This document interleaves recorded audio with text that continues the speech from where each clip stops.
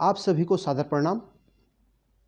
चुनाव विश्लेषण 2022 की इस श्रृंखला में आज हमारे बीच में उपस्थित हैं कांग्रेस पार्टी के प्रदेश महामंत्री और पूर्व में उत्तराखंड अल्पसंख्यक आयोग के सदस्य श्री संजय जैन जी, जो कि कांग्रेस पार्टी का पक्ष हमारे श्रोताओं के मध्य रखेंगे। आज वैसे तो हमने ये कार्यक्रम इस तरह से रखा था कि भाजपा के प्रत्याशी को भी बुलाया था, लेकिन किसी कारणवश भारतीय जनता पार्टी के प्रत्याशी इस कार्यक्रम में उपस्थित नहीं हो पाए, तो हम कांग्रेस का पक्ष जानने के लिए अपने अतिथि को आमंत्रित करेंगे। और आमंत्रण से पहले कुछ प्रश्न जो कि उत्तराखंड की जनता हमारे चैनल के माध्यम से जानना चाहती है, वे प्रश्न है कि कांग्रेस पार्टी जिस प्रकार संपूर्ण देश में कांग्रेस पार्टी का लगातार ग्राफ गिर रहा है, परंतु ऐसी हालत में उत्तराखंड में कांग्रेस पार्टी को कितनी उम्मीदें हैं। इसके अलावा कांग्रेस पार्टी, क्योंकि उत्तराखंड की जो राजनीतिक जो पृष्ठभूमि है वह एंटी इनकम्बेंसी पर आधारित है, अर्थात एक बार कांग्रेस एक बार भाजपा, एक बार कांग्रेस एक बार भाजपा। यह चलन पिछले 2002 से लगातार यह चलन देखने को आया है। तो यह एक बहुत बड़ा मुद्दा है। क्या कांग्रेस के पास यही एंटी इनकम्बेंसी फैक्टर है या इसके अलावा कोई और अन्य मुद्दे भी हैं? यदि कोई अन्य मुद्दे हैं तो वो मुद्दे कांग्रेस पार्टी के क्या क्या मुद्दे हैं कि जिन मुद्दों पर कांग्रेस पार्टी उत्तराखंड की जनता के सम्मुख जा रही है। क्योंकि वर्तमान में अगर कहें केंद्र सरकार और वर्तमान में जो राज्य सरकार है, उसने एक ऐसी लाइन राजनीतिक पार्टियों के सामने खींच दी है जो लाइन बहुत लंबी है, इसलिए कांग्रेस पार्टी को उस लाइन को पार करने के लिए अपनी लाइन और लंबी खींचनी होगी। और एक अंत में जो सबसे बड़ा मुद्दा है वह यह है कि हम देख रहे हैं कि पिछली बार जब पीछे राहुल गांधी जी देहरादून आए थे, उस दौरे से लेकर उस दौरे में प्रीतम सिंह जी एक नए तौर पर उभरे हैं। चाहे वो टिकट वितरण हो, चाहे हरक सिंह रावत को कांग्रेस में पुनः एंट्री का मुद्दा हो, प्रीतम सिंह जी का कद कांग्रेस पार्टी में बहुत बढ़ गया है। हमारे चैनल के माध्यम से उत्तराखंड की जनता जानना चाहती है कि कांग्रेस पार्टी का दिग्गज नेता कौन है, प्रीतम सिंह जी या हरीश रावत जी। ये कुछ मुद्दे हैं जिनका उत्तर हम सब जानना चाहते हैं, और इन्हीं मुद्दों के लिए, इन्हीं प्रश्नों के लिए हम आमंत्रित करते हैं भाई संजय जैन जी को कि वे अपने विचार हमारे श्रोताओं के मध्य रखें। भाई संजय जैन जी, नमस्कार। देखिए, जो आपने कहा कि उत्तराखंड में पार्टी का ग्राफ कैसे बढ़ेगा, अभी हमारे पड़ोसी राज्य हिमाचल में चुनाव हुए हैं, 4 चुनाव हुए और राज्यों में उपचुनाव भी हुए। तो चारों में जिस तरीके से जनता ने भाजपा की कुनीतियों को नकारा है और जिस तरीके से कांग्रेस के साथ जनता खड़ी हुई है प्रदेश की, हिमाचल प्रदेश की विशेषकर, तो और कांग्रेस की जो नीतियां हैं, जो प्रोग्राम, जो पॉलिसीज़, जो मैनिफेस्टो हमने जारी किया है, उस पर हमें लगता है कि जनता निश्चित रूप से हमारे साथ खड़ी हुई है। और जिस तरह का कैंपेन के दौरान जनता का उत्साह कांग्रेस के प्रति देखने को मिलता है, तो निश्चित रूप से कांग्रेस इस राज्य में स्थापित होगी, ऐसा मेरा मानना है। और जहाँ तक प्रश्न एंटी इनकम्बेंसी का है, तो ये धारणा भी गलत है। सिर्फ कांग्रेस इसीलिए सत्ता में नहीं आ रही कि बीजेपी की पिछली सरकार यहाँ पर स्थापित थी। जिस तरीके से बीजेपी ने 3 मुख्यमंत्री बदलकर प्रदेश की जनता पर बोझ डाला, राजनीतिक अस्थिरता पैदा की, और जो जन विरोधी नीतियाँ रही हैं, चाहे आज युवा बेरोजगार हो, पर्यटन ठप है, कोविड काल में सरकार की असफलताएं रही हो, कुंभ का घोटाला हो, तमाम ऐसी चीज़ें हैं जिन चीज़ों की वजह से भाजपा को छोड़कर आज प्रदेश का जनमानस कांग्रेस की तरफ देख रहा है। और कांग्रेस ने जो मुद्दे जनता के सामने रखे हैं, हमने कहा है उत्तराखंडी स्वाभिमान, 4 धाम 4 काम। अब वो 4 काम कौन कौन से होंगे? 4 काम में सबसे पहले हम प्रदेश में 4 लाख रोजगार के अवसर पैदा करेंगे। जितने भी सरकारी पद खाली पड़े हैं उनको पहले साल में ही भरने की प्रक्रिया जारी कर दी जाएगी। सरकार द्वारा प्रायोजित रोजगार हर युवा को प्रदान किया जाएगा। उसके अलावा हर परिवार को जो गरीबी की रेखा से नीचे है, जो गरीबी का जीवन यापन करता है, उसको ऐसे परिवार हम चिन्हित करेंगे और उनको 40,000 रुपया सालाना हमने देने की वचन दिया है, वादा किया है। और इसके अलावा स्वास्थ्य सेवाएं लचर हैं। आज आपने अक्सर सुनते हैं हम कि महिलाओं को बस में, सड़क पर प्रसव उनको करना पड़ रहा है, तो हम द्वार द्वार तक स्वास्थ्य सेवाओं को ले जाएंगे, ये हमारा वादा है। ऐसे तमाम मुद्दे हैं जिनको लेकर कांग्रेस आगे आई है। और सबसे बड़ी चीज़ जो आज मोदी सरकार ने मोदी टैक्स लगा करके गैस के सिलेंडर को 1000 रुपये के पास पहुंचा दिया है। तो हमने वादा किया है कि बनाओ कांग्रेस की सरकार, सिलेंडर नहीं होगा 500 के पार। हर सिलेंडर पर हम सब्सिडी देंगे जो हमारे बेनिफिशियरी हैं, जो हमारे उत्तराखंड वासी हैं, उनके खाते में जाएगी। तो इन सारी चीज़ों को देखते हुए बहुत ही सकारात्मक रुझान एक प्रदेश की जनता का है। और जो ब्लूप्रिंट हमने जनता के समक्ष प्रस्तुत किया है, हमारे नेताओं ने प्रस्तुत किया है, और विशेषकर सभी विधानसभा क्षेत्रों में, चाहे आप विकासनगर हो, सहसपुर चकराता हो, गढ़वाल हो, कुमाऊं हो, हरिद्वार हो, सभी जगह जनता ने इन चीज़ों को हाथों हाथ लिया है। और अब प्रश्न ये उठता है कि हमारे भाजपा के साथी सवाल करते हैं कि आप अभी जिक्र कर रहे थे कि दूसरे प्रदेशों में आपने क्यों नहीं किया। हर प्रदेश की विशिष्ट स्थिति होती है, हर राजनीतिक इलेक्शन का अलग डायनेमिक्स होता है। अब आप अगर बात करेंगे कि हम सिलेंडर की सब्सिडी की आप बात कीजिए, वो सिर्फ हमारा जो बजट 57-58 हज़ार करोड़ का बजट उत्तराखंड का है, उसका सिर्फ 1% बैठता है। रही 40,000 रुपया 5 लाख परिवार को देने की बात, वो 3% बैठता है टोटल बजट का। तो टोटल 5% बजट एलोकेट करके क्या हम अपनी माताओं बहनों की, अपने युवाओं की, बेरोजगारों की पीड़ा को दूर नहीं कर सकते? स्वास्थ्य सेवाओं को क्या हम नहीं सुधार सकते? तो मेरा मानना है कि अगर संवेदनशील सरकार स्थापित होगी और संवेदनशीलता के साथ सोचा जाएगा तो इसके लिए फाइनेंसेस की कोई कमी नहीं है। उत्तराखंड के बजट को आने वाली सरकार आज 57-58 हज़ार करोड़ का है, उसको प्रयास करेगी कि 70,000 करोड़ तक हम लेकर के जाएं। आपने जिक्र किया कि उत्तराखंड में चुनाव किस नेतृत्व में लड़ा जाएगा, कौन बड़ा नेता है। देखिए, हमारे गणेश गोदियाल जी हैं, वो प्रदेश कांग्रेस कमेटी के अध्यक्ष हैं। प्रीतम सिंह जी हैं, वो नेता प्रतिपक्ष हैं। और जो चुनाव अभियान समिति है हमारी, उसका अध्यक्ष श्री हरीश रावत पूर्व मुख्यमंत्री जी को बनाया गया है। तो जो एक इलेक्शन कैंपेन को लीड करता है, तो चुनाव के परिप्रेक्ष्य में आप यही मान करके चलते हैं कि चुनाव उन्हीं की अगुवाई में लड़ा जा रहा है।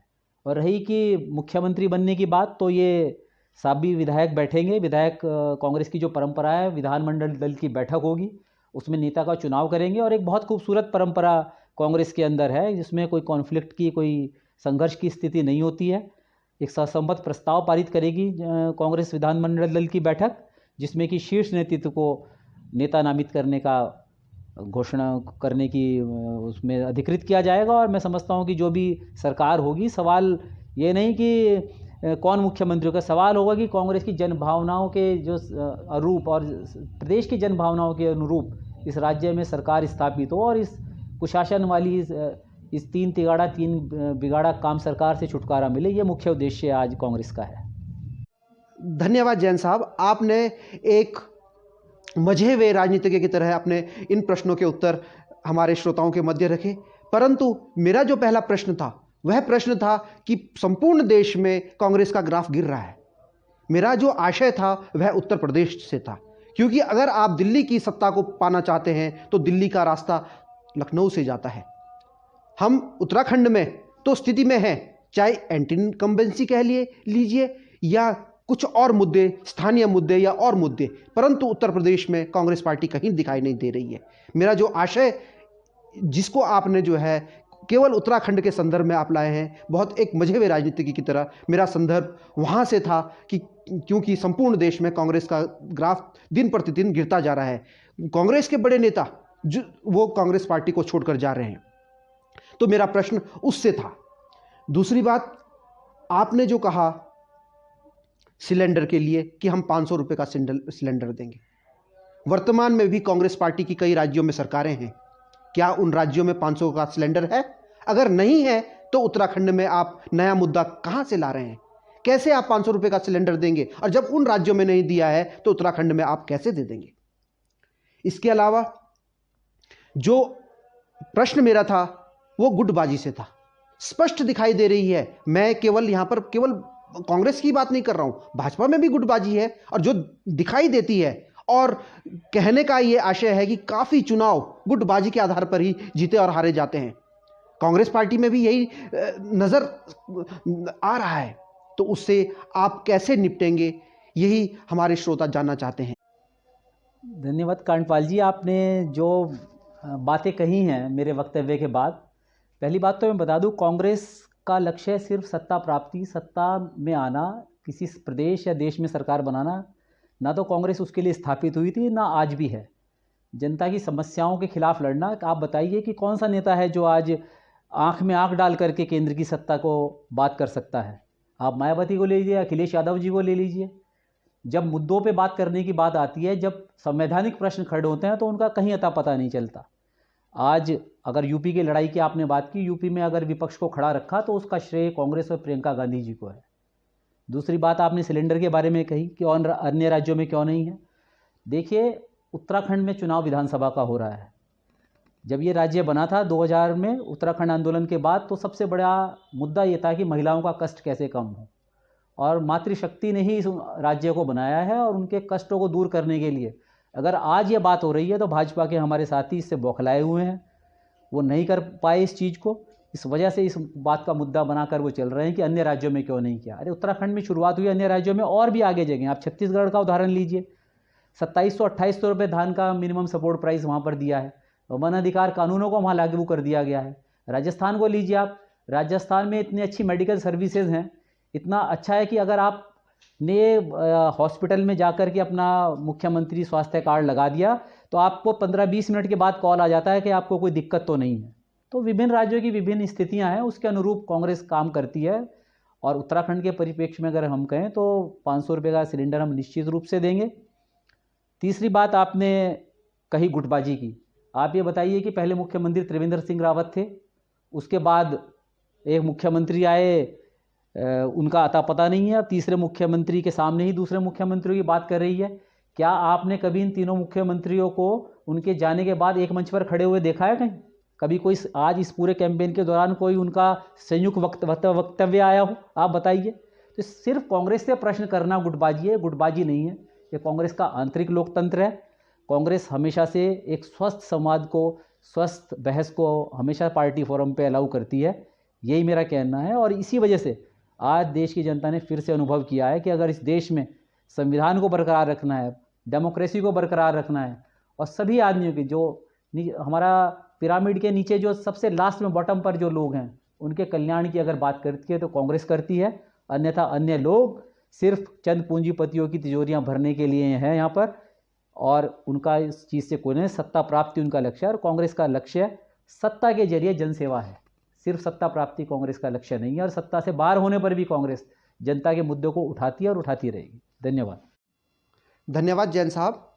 आपने कांग्रेस की विचारधारा किन मुद्दों पर जनता के समक्ष जा रही है हमारे श्रोताओं के मध्य रखा।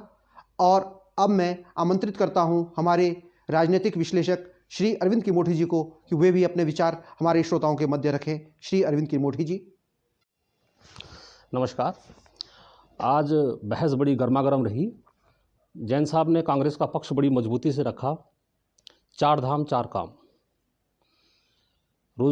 रोजगार दिया जाएगा, सिलेंडर 500 से पार नहीं जाएगा, शिक्षा पे ध्यान दिया जाएगा, और भी अन्य बातें उन्होंने कही। गुड़ जैसी बातें हो चुकी हैं, गुड़ बंटना बाकी है।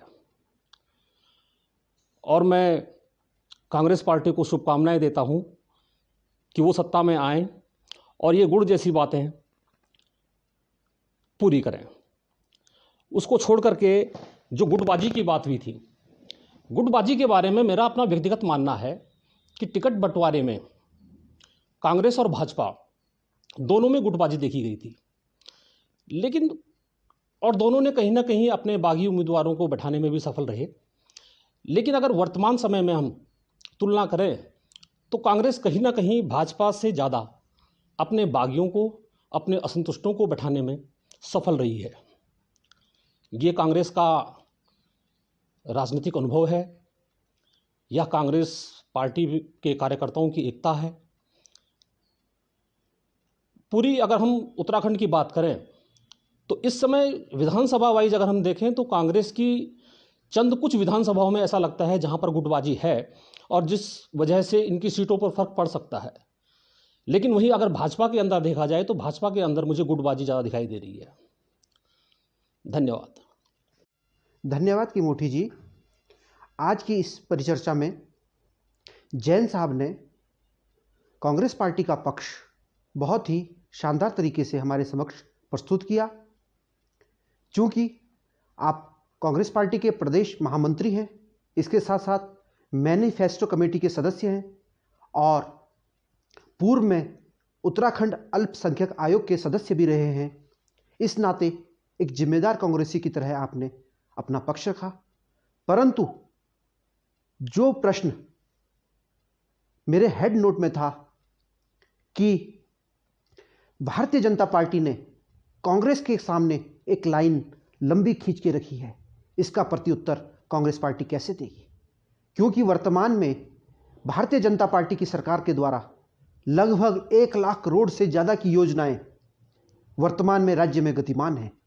चाहे वह ऑल वेदर रोड की परियोजना हो, चाहे ऋषिकेश से कर्णप्रयाग तक रेल पहुंचाने की योजना हो, इसके अलावा दिल्ली से देहरादून तक का जो हाईवे, जिसमें लक्ष्य रखा गया है कि 2.5 घंटे में देहरादून से दिल्ली पहुंचा जाएगा, वह रोड हो, और इस रोड में लगभग 16 किलोमीटर से ज़्यादा एलिवेटेड रोड का निर्माण। इसके अलावा पछुआ दून के लिए एक विकास का नया आयाम खुलने वाला है, पांवटा साहिब और देहरादून, जो कि 16,000 करोड़ से ज़्यादा का यह हाईवे बन रहा है, जिसके बनने से पछुआ दून का पिछड़ापन स्वयमेव खत्म हो जाएगा और देहरादून से शायद पछुआ दून की दूरी 15 से या 20 मिनट ही रह जाएगी। कुछ ये योजनाएं हैं। इसके अलावा स्वास्थ्य की जो योजना अटल आयुष्मान योजना है, जिसका लाभ लाभार्थी लेने भी लग गए हैं। इसके अलावा प्रधानमंत्री आवास योजना के अंतर्गत कई लोगों के मकान बने हैं, शौचालयों का घर घर में निर्माण हुआ है, स्वास्थ्य के क्षेत्र में बहुत अच्छा काम हुआ है। अगर इन सब बातों के अलावा क्षेत्र में भी देखा जाए तो पांवटा साहिब जोड़ने के लिए केवल एक पुल था, अब भीमावाला में पुल का निर्माण हो रहा है, शीतला नदी में पुल का निर्माण हो रहा है, हरबटपुर में अंतर्राज्य बस अड्डा, जो कि कई वर्षों से मांग थी, वह भी बनने जा रहा है। पंपिंग योजना, लांघा के लिए जो पंपिंग योजना, उस पर काम हो चुका है। तो ये सब योजनाएं जो वर्तमान में संचालित हैं और कई हजार करोड़ों की ये योजनाएं संचालित हो रखी हैं, तो इसके लिए कांग्रेस पार्टी को तैयार होना होगा। और सबसे बड़ी बात कि जो हमारे उत्तराखंड की जनता राष्ट्रवादी विचारधारा की जनता है और अपने को राष्ट्र से ज़्यादा एसोसिएट करती है, उसका उत्तर कांग्रेस के पास, पार्टी के पास क्या है? ये सब कुछ प्रश्न थे जिनका उत्तर हमारे श्रोता जानना चाहते हैं, प्रदेश की जनता जानना चाहती है।